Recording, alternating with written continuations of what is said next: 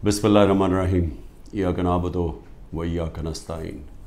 मेरे पाकिस्तानियों, आज IMF के डेलीगेशन से मैंने मीटिंग की और मेरी टीम ने, और इस मीटिंग का मकसद जिस तरह सबको अंदाज़ा होगा, वो मीटिंग का मकसद ये था कि IMF एक 9 महीने के लिए एक प्रोग्राम लेके आ रहा है जिसको स्टैंड बाय एग्रीमेंट कहते हैं। ये क्यों लेके आ रहा है? क्योंकि अगर ये IMF का अब कर्ज़ा जो $3 अरब का इनको नहीं मिलता, तो ये याद रखें कि पाकिस्तान, जो मैं आज से साल पहले कह रहा था, बल्कि 13 महीने पहले मैंने जब कहा, तो मेरे ऊपर इन्होंने कहा गद्दारी का केस करना चाहिए। सारा शोर मच गया कि इमरान खान मुल्क के अंदर एक वो फ़िज़ा बना रहा है जिससे मुल्क की मैशत को नुकसान होगा। मैं ये कह रहा था कि जिस तरह ये हुकूमत जा रही है, पाकिस्तान को डिफ़ॉल्ट का खदशा है। डिफ़ॉल्ट का पहले मतलब समझ ले क्या है। डिफ़ॉल्ट का मतलब ये है कि अगर इनकी अभी पिछले महीने 38% महंगाई थी, पाकिस्तान की तारीख की सबसे ज़्यादा है, तो अगर पाकिस्तान डिफ़ॉल्ट कर जाता है, यानी अपने कर्ज़े वापस नहीं कर सकता, तो ये इससे दुगनी हो जाएगी, ये 60% पे पहुंच जाएगी। बल्कि ये वो जिसको कहते हैं हाइपर इन्फ्लेशन, कि वो आएगी महंगाई पाकिस्तान में कि लोग, यानी एक डबल रोटी लेने के लिए नोटों की थदियाँ ले जानी पड़ेंगी, यानी जिसको हाइपर इन्फ्लेशन कहते हैं। उससे कमज़ोर तो बिल्कुल ही पिस जाता है ना।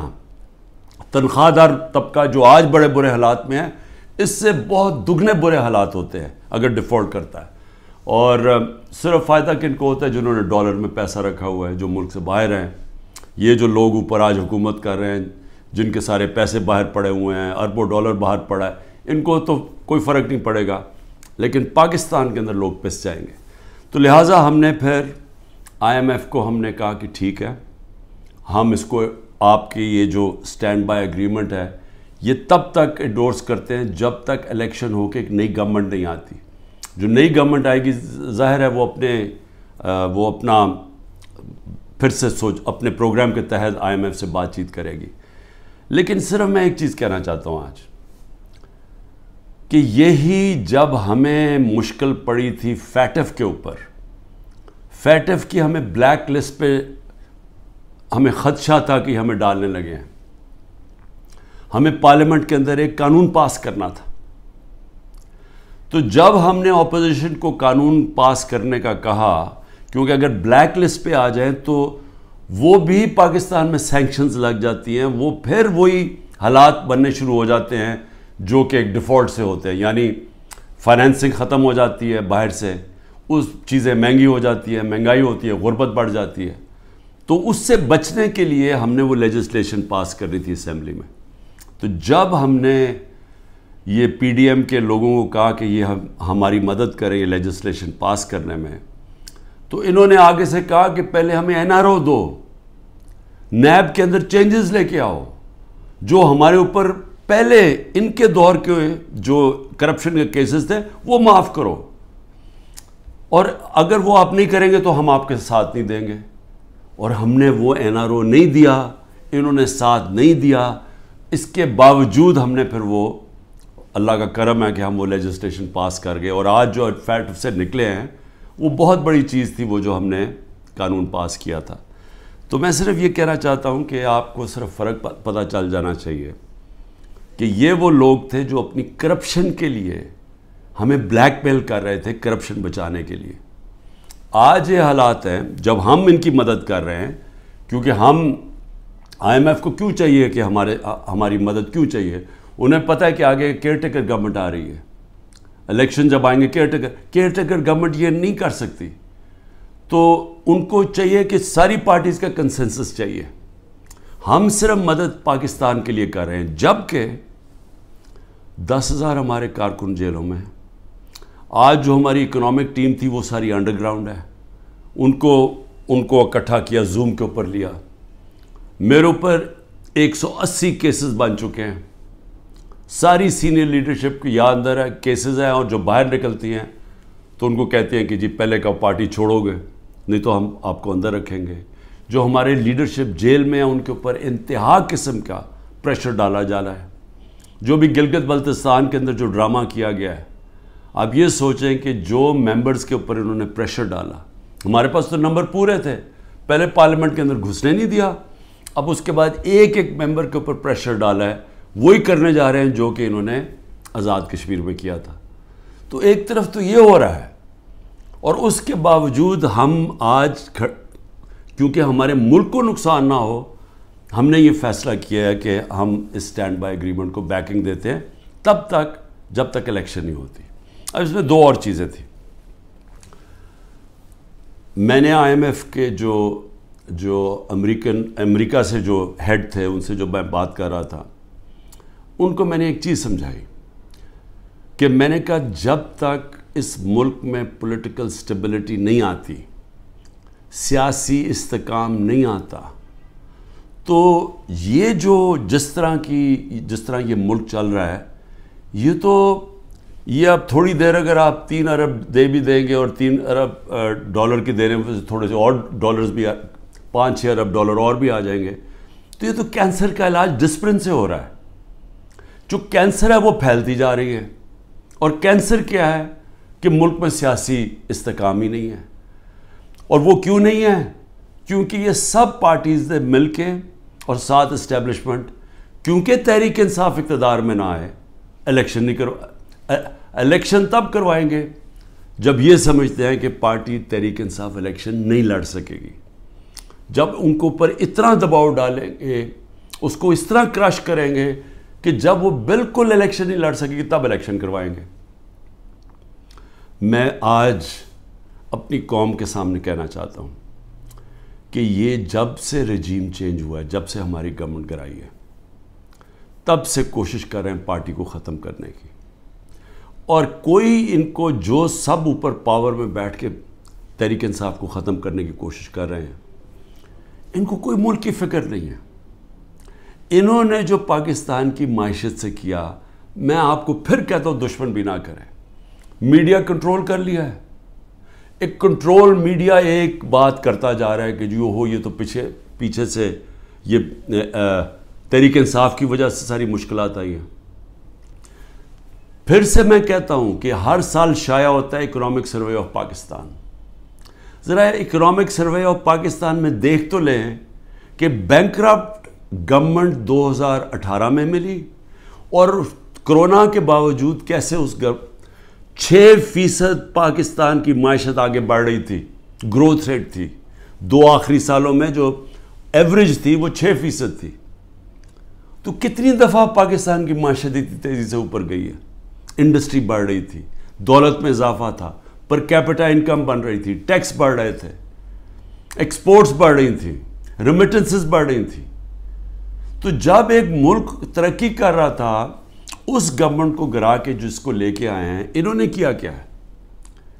انہوں نے ان کی جو پالیسیز تھیں, اور یہ ہمیشہ ہی ملک بینکرپٹ چھوڑ کے گئے ہیں. 99 میں بھی جب یہ نون لیگ گئی ملک بینکرپٹ تھا, 2018 میں بھی بینکرپٹ کر کے گئے, اور پھر آتے ساتھ ہی ایک اکانومی جو چل رہی تھی اس کو بینکرپٹ کر دیا. انہوں نے کیا؟ انہوں نے پہلے بھی جب ایکسچینج ریٹ کو زبردستی روک دیا جب 2018 میں, تو ایکسپورٹس گر گئیں. انہوں نے روپے کو جب اوپر رکھا جو اس کی مارکیٹ ویلیو نہیں تھی, تو اسے ہوا کیا؟ امپورٹ سستی ہو گئی, ایکسپورٹس مہنگی ہو گئی, ایکسپورٹس گر گئی. جب ایکسپورٹس گریں ڈالر کی جب 3 گنا زیادہ جب امپورٹس ہو جائیں ایکسپورٹس کی, تو وہ ملک کیسے آگے ترقی کر سکتا ہے؟ تو تب بھی انہوں نے یہی کیا. اس بار آتے ساتھ ہی انہوں نے یہ نون لیگ نے پھر وہ کیا, روک دیا اس کو روپے کو گرنے سے. لیکن مصنوعی طور پہ جب آپ روکتے ہیں, اس کا کیا ہوا کہ ریمیٹنسز گرنی شروع ہو گئی, ایکسپورٹس گرنی شروع ہو گئی. پھر را مٹیریلز جو امپورٹ کرتے ہیں ہم انڈسٹری کے لیے, اس کو بند کر دیا. انڈسٹری نیچے جانی شروع ہو گئی, ٹیکس کلیکشن نیچے جانی شروع ہو گئی. 3 ارب ڈالر کا ہمیں مل رہا ہے اس وقت آئی ایم ایف سے اسٹینڈ بائی ایگریمنٹ پہ جو پیسہ آئے گا. 7 ارب ڈالر صرف 1 سال میں پاکستان کو نقصان ہوا ہے ایکسپورٹس کی کمی میں اور ریمیٹنسز کی کمی میں. ریمیٹنسز کی کمی میں کیوں ہوا؟ کیونکہ اتنا فرق پڑ گیا مارکیٹ میں، روپیہ کی قدر کدھر چلی گئی اور آفیشل کدھر تھی کہ لوگوں نے بینکوں کے تھرو پیسہ نہیں بھیجا، دوسری طرح پیسہ بھیجنا شروع کیا، ہمارا ریمیٹنسز کم ہو گئی اور ایکسپورٹس کم ہونی تھی۔ جب انڈسٹری کے اوپر انہوں نے را مٹیریل بند کر دیا، ایکسپورٹس کم ہو گئی، تو $7 ارب کا ایک سال میں کمی آئی ان کے دور میں، جبکہ $3 ارب کا ہم اب قرضہ لے رہے ہیں۔ قرضے بڑھتے جا رہے ہیں، آمدنی سکڑتی جا رہی ہے۔ کوئی ملک چل سکتا ہے ایسے؟ اور کتنی دیر چلے گا؟ اور پھر اوپر سے سیاسی استحکام ہی نہیں ہے، لوگ ملک چھوڑ کے جا رہے ہیں، ملک سے ڈالرز باہر جا رہے ہیں۔ جب پروفیشنلز بھی باہر جا رہے ہیں اور ڈالرز بھی باہر جا رہے ہیں تو آگے کیا رہ گیا مستقبل پاکستان کا؟ اس لیے ہم نے IMF کو بھی سمجھایا، میں نے اس کو سمجھایا، میں نے کہا دیکھو جب تک فری اینڈ فیئر الیکشنز نہیں ہوں گے یہ ملک اب یہاں سیاسی استحکام نہیں آئے گا اور اکانومی ٹھیک نہیں ہونے لگی۔ لیکن بدقسمتی کیا ہے کہ حکومت دوسری، یہ جو پالیسیز ہیں جو پاور میں بیٹھے ہیں وہ دوسری طرف جا رہے ہیں۔ بجائے صاف اور شفاف الیکشن کروا کے ایک سیاسی استحکام آئے، ایک ایسی حکومت آئے جو پبلک کی ووٹ سے آئے، پبلک کے مینڈیٹ سے آئے، 5 سال کے لیے آئے، وہ پھر مشکل فیصلے کرے۔ مشکل فیصلے کا مطلب اصلاحات کرے۔ اصلاحات تب ہوتی ہیں ملک میں جب پبلک ایک گورنمنٹ کے ساتھ کھڑی ہو، اعتماد رکھیں گورنمنٹ میں، تب مشکل فیصلے ہوتے ہیں۔ جب وہ گورنمنٹ ان کو کہے کہ یہ ہم اس ملک میں سرجری کر رہے ہیں، یہ ہم اصلاحات کر رہے ہیں، آپ کو شروع میں تکلیف ہوگی لیکن بعد میں آپ کے حالات بہتر ہو جائیں گے۔ لیکن وہ گورنمنٹ کر سکتی ہے جس کو پبلک اس پہ اعتماد رکھے۔ اب ان کے اوپر کس نے اعتماد رکھنا ہے؟ کیونکہ جو انہوں نے کہا کہ جی میں 200 سے کم روپیہ کروں گا، آتے ساتھی اس نے کہا ڈالر کم کروں گا، پہلے تو کہا 100 سے کم کروں گا، یہ سارے انہوں نے نعرے مارتے رہے، ہم مہنگائی کم کریں گے۔ مہنگائی بھی تاریخی، روپیہ بھی تاریخی طور پہ نیچے گرا۔ اس کے علاوہ جو انہوں نے وعدے کیے سب کے سامنے ہیں کہ کدھر کھڑے ہیں، لوگوں کے آج حالات کیا ہے۔ تو اب ان کے اوپر تو اعتماد آنے نہیں لگا۔ جو کوشش کی جا رہی ہے انجینئرنگ کی، وہ یہ لوگ پھر واپس آ جائیں گے۔ تحریک انصاف کو کوشش کی جا رہی ہے کہ اس کو ختم کیا جائے، تو اس سے تو سیاسی استحکام نہیں آنے لگا اور اس سے تو آگے کوئی ملک کا مستقبل ہی نظر آ رہا۔ تو لہٰذا ہم نے ان کو یہ ضرور کہا کہ دیکھیں جو آئین کہتا ہے، آئین کے مطابق الیکشن کروائے جائیں۔ آئین جو فنڈامنٹل رائٹس، بنیادی حقوق کی حفاظت کرتا ہے، وہ اس کو امپلیمنٹ کیا جائے۔ کیونکہ آپ صرف اگر پیسے دے ہی دیں گے، پھر سے میں کہہ رہا ہوں کینسر کا علاج ڈسپلن سے ہوگا، تھوڑی دیر کے لیے فائدہ ہو جائے گا۔ کینسر تو پھیلتی جا رہی ہے، کینسر تو تب ختم ہوگی اس ملک میں کاٹ کے جب نکالی جائے گی، جب ایک مینڈیٹ والی پبلک کی بیکنگ سے گورنمنٹ آئے گی، وہ مینڈیٹ اس کے پاس ہوگا، وہ پھر ایک وہ سرجری کاٹ کر کے جو اس ملک کے اندر جو غلط چیزیں آ گئی ہیں، جو ہماری ملک کے اندر اصلاحات چاہیے ہیں، جو مشکل فیصلے چاہیے ہیں، جو رول آف لا، قانون کی بالادستی قائم کریں تاکہ ملک میں باہر سے انویسٹمنٹ آئے، سرمایہ کاری ہوگی تو دولت کے اندر اضافہ ہوگا، وہ دولت میں اضافہ ہوگا تو ٹیکس یہ جو قرضے واپس کریں گے، وہ دولت میں اضافہ تو ہونے نہیں لگا اگر یہ جو آج جنگل کا قانون ہے، تو وہ سب کچھ اکٹھا جاتا ہے۔ سیاسی استحکام، اس کے بعد اصلاحات میں سب سے پہلی اصلاحات رول آف لا، قانون کی حکمرانی، یہ جو جنگل کا قانون ہے یہ ختم کیا جائے، اور اس کے بعد پھر سرمایہ کاری ہو، اور اس کے بعد اس ملک کے اندر دولت میں اضافہ ہو، اور اس کے بعد ہم اپنے قرضے واپس کریں اور خوشحالی آئے پاکستان میں، لوگوں کو نوکریاں ملیں، بے روزگاری ختم ہو، دولت میں اضافہ، لوگوں کو باہر نہ جانا پڑے، تو وہ تو شروع ہوگا صاف اور شفاف الیکشن سے۔ اور مجھے جو افسوس ہے اس وقت اور خوف آ رہا ہے کہ ابھی تک جو پر اقتدار میں بیٹھے ہوئے ہیں ان کا کوئی اور پلان بنا ہوا ہے، اور وہ جو پلان ہے وہ پاکستان کو تباہی کی طرف لے کے جا رہا ہے۔ آخر میں ہم نے IMF کو یہ بھی کہا کہ اس وقت ہمارا جو کمزور طبقہ ہے شدید مشکلات میں ہے، اور اس وقت یہ جو پروگرام آپ دیں اس کے اندر ان کا خاص دھیان رکھا جائے. صحت کارڈ کو کئی کی جگہ ختم کیا جا رہا ہے. یہ ایک اتنی بڑی نعمت ہے غریب لوگوں کے لیے, مڈل کلاسز کے لیے, سفید پوش کے لیے, کہ اتنی مہنگائی کے اندر کم از کم ان کا علاج وہ جائیں تو کم از کم وہ جو ہمارا صحت کارڈ کہ 10 لاکھ روپے تک ان کو کسی بھی ہسپتال میں علاج ملنا چاہیے, اس کو رول بیک کیا جا رہا ہے.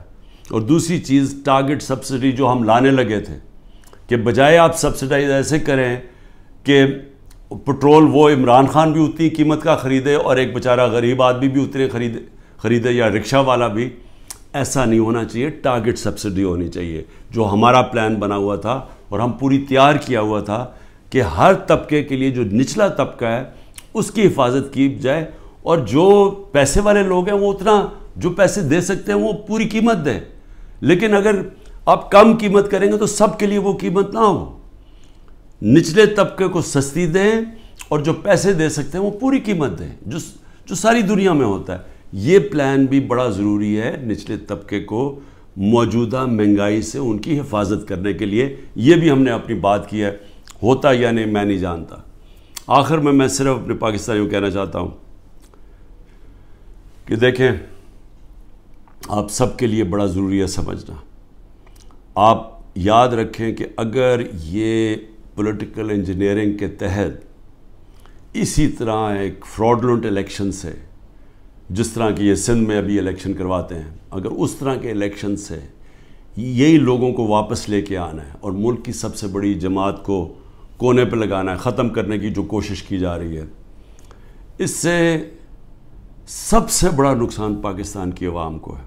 اور 14 مہینے میں جو نقصان ہو چکا ہے یہ مزید اور زیادہ نقصان ہوگا. یہ برداشت کر سکتی ہے قوم یا نہیں؟ میرے خیال میں یہ نہیں کر سکتی. میرے خیال میں یہاں ایک ایسا حالات ہو جائیں گے جو سب کے ہاتھ سے باہر نکل جائیں گے, جیسے سری لنکا میں حالات ہو گئے تھے. اور عجیب چیز سن رہی ہے کہ سری لنکا کے آج ہمارے سے بہتر حالات ہو گئے ہیں. یہ بھی آپ کو دھچکا لگے گا سن کے. پاکستان پائندہ باد.